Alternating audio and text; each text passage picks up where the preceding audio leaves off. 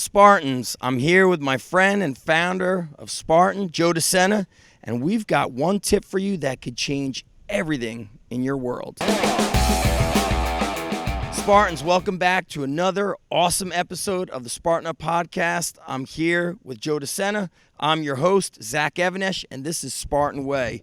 And you and I were talking about how people are addicted to their phones. You and I have certainly gone through that running our businesses, and we came up with a little phrase of basically like we feel like we're sometimes a slave to the phone, like it owns us. It's got to be 20 plus years. As soon as phones became smaller, and capable of traveling around with them, I've been addicted to this thing. I've been constantly in touch with people, and I got to say, I think I would add 10 years to my life if I got rid of it. If I threw it in this lake right now, which would be great. Now, I will give you the other side of that. If I start reaching out to you, if I start calling you and your phone's on Do Not Disturb, I get annoyed.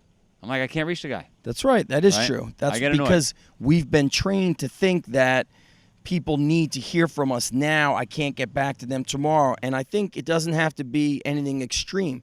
It could start with the first 20 or 30 minutes of your day, no phone. The last 20, 30 minutes of your day, no phone. When I go to eat dinner with the family, phone stays in the car. I like it. I like it a lot. I just heard a stat, almost 1,000 texts per month per individual in the United States. Because we don't want to call. You and I call each other. When I call, and it's not, you and I get to the point, you always say, what do you got? But if I call somebody, this is what I say to them. I go, hey, what's up? You know what I'm doing now? They're like, what? I go, I'm going old school. I'm calling you instead of texting you. And some people don't want the phone call because they feel it's like eliminating time. But I feel like without these phone calls, without these conversations, people are losing the ability to communicate. Well, I'll tell you one thing. Our kids all have phones, which I was against. My wife pushed because the other kids have phones, and that's what society does, right? Society. So now they have phones, and for the summer, I took the phones away. No phones this summer. I love it. It's amazing. Their heads start lifting up. Their eyes make contact. Reading They books. actually start using your lips to communicate. Imagine that. It's unbelievable. Imagine that. And I think that we want to basically leverage technology to work for us, not for it to control us, where we're a slave to it. And even, I think some states, I did a little article on it this morning, and I quote the image, like, you're going to get fined if you're looking down at your phone crossing the street. There's legal reasons to put the phone down, is what you're saying. But here's a question. I also do not want to get hit by a car because I had to see what's on Facebook. I just had to see it. How many times do you see people on dates where Not they're both even looking they're both looking down at their phone at the restaurant, right? But here's a question for you. Let's go back. Let's go back to the 1940s, okay? About the 1990s. No, let's go back to the 1940s. Television is starting to become predominant in the households. Do you think people were sitting around like you and I are right now saying, television's going to screw up everybody? Right. All people do is sit in front of that tube all day. They don't get outside like they used to. Remember what we used to do? That's right. Right? We didn't know. It's not just a phone. It's been technology.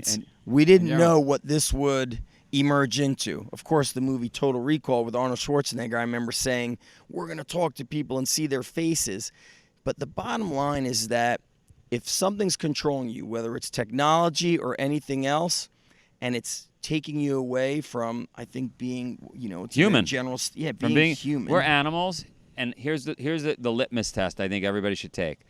Should I use the phone a lot? Shouldn't I? Should I eat donuts? Shouldn't I? Should I drink soda? Shouldn't I?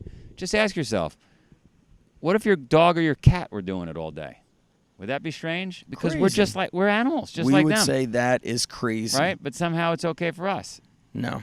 I always say put the phone down. It takes away, even with my business, recording the workouts. I say, it just takes away the purity of being able to do it and not have to put it out there. One last thing before we go. Yes. I was at Whistler. I was at Telluride.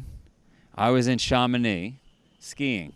In every one of those instances, for the first time, I've been skiing a long time. For the first time ever, I saw droves of people in snowstorms coming up in the chairlift or the gondola to the top of the mountain in snowstorms in beautiful outfits, but no skis. And I'm confused. And then I see them walk out 20 feet and start taking Instagram videos and photos. That's what they do now on the ski mountain. Skiing is no longer the only thing they do. They buy a lift ticket to go up and use their phone. It's heartbreaking for me. Let's give our Spartan friends some actionable things. We spoke about measuring. Marion said there might be an app, or is there something on our phone? So here's what I want you to do today. Number 1, at night, airplane mode and do not disturb.